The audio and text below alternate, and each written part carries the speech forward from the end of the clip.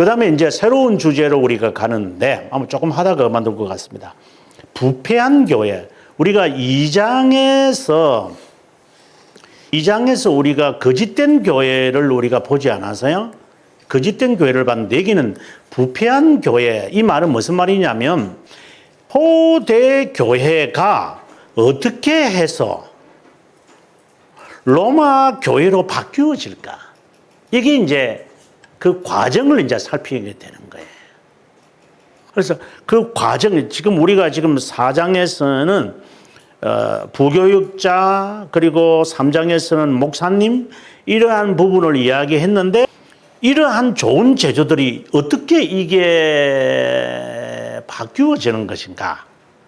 여기 보시면은 일반 신자의 선택권은 점차적으로 교회 권력과 세속 권력을 가진, 이거는 이제 정교 유착을 말하는 거죠. 이러다 보니 성직은 뭐가 되었다? 생계를 위한 직업. 지금도 마찬가지 아니에요? 목사님들을 뭐 다는 안 그러겠지만 조금 목사님들을 보면은 목사님들은 예배 인도하는 그 테크니션 같아요. 이런, 아니 뭐 다는 아니지만.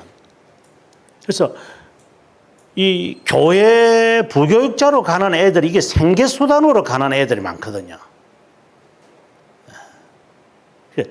80만 원보다도 100만 원 좀 그거 가는 거지. 그 등록금 대준대? 그럼 가야지. 이런 식의 전도사들이 머리들이 썩어 빠진 놈들이 교회 오잖아요. 그렇지 않는 후보생들도 상당수지만, 그러나 또 상당수가 머리에 이 돈 계산을 하고 오는 거예요, 이게, 교회. 정말 이게 위험한, 벌써 교회가 이제 부패하기 시작했다라고 하는 것이. 그래서 과거에 부교육자들이 노조 만들겠다고 해요. 이제 머리가 썩은 애들이죠, 이게. 하나의 직업으로 이제 보는 거죠. 국가에서도 직업을 안 보너서, 목사들은 이 크레딧 카드도 못 직업은 이제 세금을 내니까, 그때는 세금도 안 내는 우리 이게 백수들이잖아요. 백수인데, 세상에서도 백수를 보는데, 백수들이 노조를 만든다. 그 말이 되는 거예요, 그거? 그때 당시에 제가 글을 쓰면서, 부교육자 노조라는 게 정신이 있나? 얼마나 이게 잘못됐으면 노조를 형성하겠다고. 그건 뭐 직업인 줄 알고. 성직록이라는 것이 있었다. 당시에. 이제 칼빈도 이것을 받았거든요. 그래서 태어날 때부터 이 아이는 어릴 때부터 목사가 될 아기이기 때문에 장학금을 주는 거예요. 이제 계속해서 장학금을 줘서 평생 얻어먹지 않도록 그걸 교회가 책임졌어요. 로마 가독을 제가 말하는 거예요. 그러니까 교육자가 되면 안 굶는 거죠. 마치 우리나라의 그 궁녀가 되면은 굶어 죽지 않잖아요. 그래서 왕의 종이 되도록 보내고 가족 먹여 살려야 된다. 심청이와 같은 것이라고 생각하면 돼요. 그래서 성직록을 평생 받으면서 내 가족은 먹고 사는 거죠. 지금 신부들이 그렇거든요. 신부들이 나는 내 평생을 하나님께 드리고 거기에서 얻어지는 신부님들이 돈쓸 게 뭐 있어요? 다 대주는데 먹을 것부터 입는 것, 뭐 심지어 먹는 것까지, 신는 것과 신발 신는 것까지 다 해주는데 건조기에서. 그러면 그건 받는 월급은 뭐 하겠어요? 그래서 자기 친척에게 가는. 이제 이런 것이 이제 좋은 것도 있지만 나쁜 일들이 생계에 책임지다 보니까 이게 타락으로 되어져가는 참 안타까운 이제 일들을, 그리고 결국은 외형과 사치로 된다. 이제 나중에 나오겠지만 590년 되면은 그레고리 1세, 이제 어떻게 보면 마지막 초대교회의 사람이다라는 사람인데, 이 그레고리가 당시의 교회상을 기록으로 잘 남겨놨어요. 목회는 어떻게 해야 되고, 설교는 어떻게 해야 되고, 예식은 어떻게 인도해야 된다. 신학교가 없기 때문에. 그리고 나중에 이제 한 800년 지나고 나면은 방금 이야기했던 그 캔터베리 이야기에 나오는 이야기들을 보면 이 교역자들이 무식해가지고, 그러니까 하나의 직업인 거죠, 이게. 이제 그런 때가 되어서 교회는 이제 타락하게 되어지는 것이 되어집니다. 그 다음에 무자격의 감독이다.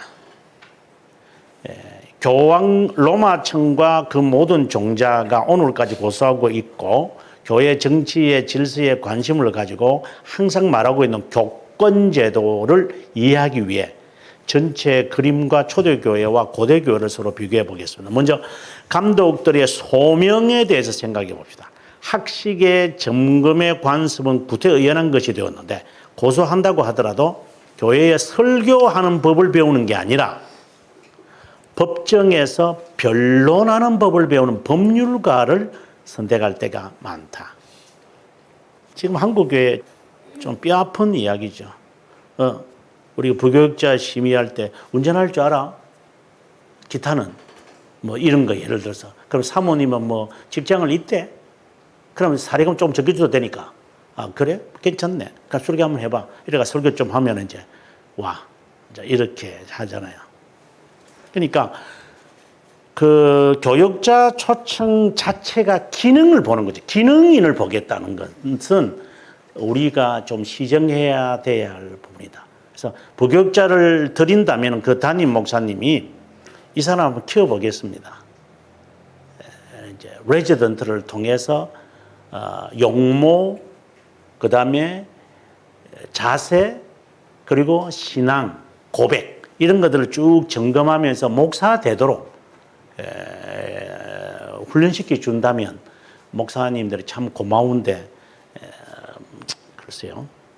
100년 동안 신성한 학문에 대해 조금이라도 이해하는 자가 한 명이라도 있을까? 100명 중에 없을 거다. 술 주정뱅이, 간음하는 자, 이런 범죄를 저지르지 않는 노름꾼, 사냥꾼, 방탕한 자, 10살도 안 된 애들이 감독이 되곤 했다. 이게 이제 종교개혁 때에 그 있었던 사실들이죠. 앞으로 계속해서 이 말을 넣습니다. 이제 칼빈 선생이. 그래서 정말 교육자가 되는 사람들은 자기 스스로를 바라보고 내가 정말 주님과 결혼했다 하는 이 마음을 가지고 굶으면 굶고 어려움을 당하면 어려움을 당할 것이다. 제가 지난번에도 한번 그 말을 했지만 아무도 없는 가운데서라도 목사는 설교할 각오를 해야 한다. 가족은 있을 거니까. 그것이 3년이든 10년이든 나는 이 지역으로 하나님이 나를 교회를 세우게 하셨으니 나는 끝까지 견딜 거다. 이런 각오로 과연 후배들이 하고 있을까? 할 수 있을까?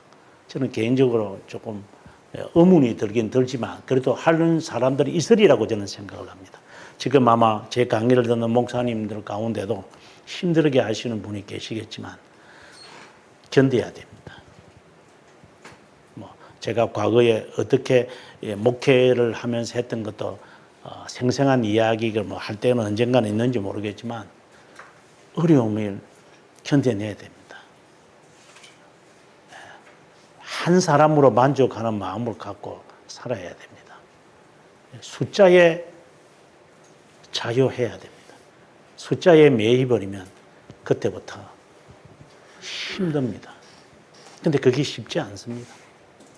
아무쪼록 교회가 어떻게 부패해 가는 것인가 이제부터 우리가 다음 시간에 또 계속해서 보도록 하겠습니다. 5장의 제목을 보면 조금 이제 이해가 될 수 있는 게 보면은 상실된 선택권, 그 다음에 부패한 교회. 우리가 지난 시간까지는 교역자, 부교역자, 그리고 이것이 현실에 나타났을 때 이제 어떻게 교회가 과정을 밟으면서 타락해 가는가, 그 과정을 지금 우리가 보는데, 서론에서 제가 이런 말을 하잖아요. 성직은 생계를 위한 직업으로 전락하고 말았다. 이게 핵심적인 말인 것 같아요.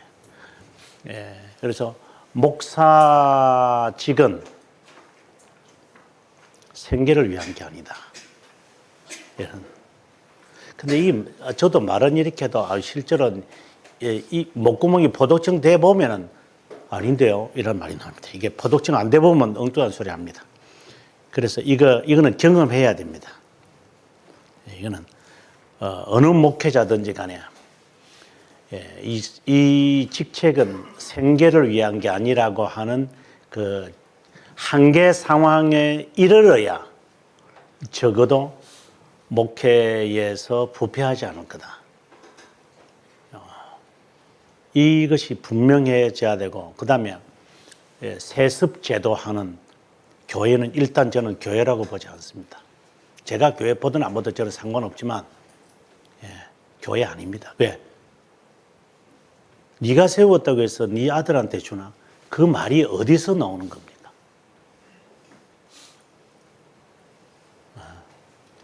그럼 이제 그 말이 안 되는 거죠, 그러면.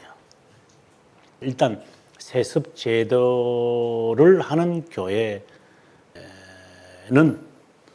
교회가 아니다. 저는 그렇게 단정합니다. 나중에 칼빈 선생님께 다 답이 나옵니다. 자, 사망을 보겠습니다. 감독을 선출하는 모든 권한을 백성으로부터 빼앗아 참사원에게 옮겨졌다. 참사원이라고 하는 말이 다른 말로 한다면은 지금 같으면 이사회라고 하는 거고, 교회 같으면은 당회라고 보시면 됩니다. 이제 펄스넬이란 말이죠. 펄스넬. 보통 이제 학교 가도 보면 펄스넬이 있잖아요. 인사권을 갖고 있는 사람들, 인사권. 그들이 기뻐하는 자들에게 감독직이 주어졌고, 점검하기 위함이 아니라 순경하기 위함이다. 감독을 선출함에 있어 백성과 행정 사이의 옳고 순전한 판단보다 정의와 파벌이, 그러니까 이게 벌써 교회가 아닌 거죠. 벌써 목사님 추천할 때 할 때 그렇게 나오면 이게 교회 아니구나. 빠져나오는 게 제일 간단한 거. 근데 그게 쉽지 않을 거예요.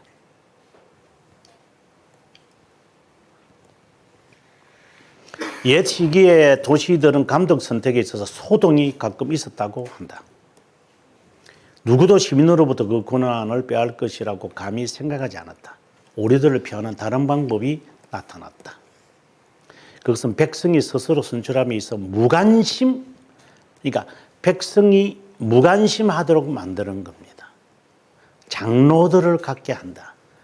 저는 감히 비교를 해본다면 정치하는 애들이 대중의 관심들을 자꾸만 헷갈리게 해서 대중들이 판단을 흐리게 만드는 애들, 그게 이 나라 팔아먹는 자들이라고 저는 봅니다. 지도자들이 그런 지도자들이 있죠. 나에게 오는 이 관심을 비껴가게 만들려고 하는 그런 게 되어졌을 때 나라는 휘청하는 것처럼 교회도 그랬다. 이 말을 지금 칼빈이 말하고 싶어요. 장로들은 이 기회를 독재자처럼 악용하여 새로운 법령을 자꾸 만들어서 점점 대중들로 하여금 거리 있게 만들어버려요. 지금 한국 사회를 보시면 돼요. 계속. 그리고 이것을 판단력을 흐리게 만들고 계속 이상하게 연막탄을 터뜨리는 이런 아이들. 심지어 수입은 순전히 흉내내는 것이나 다름이 없다. 그들이 나타내는 점검과 같은 것은 외적 장식에 불과하고 텅 비고 얄팍한 것에 불과하다. 감사라는 것은 형식이다 이 말입니다. 감사라는 것은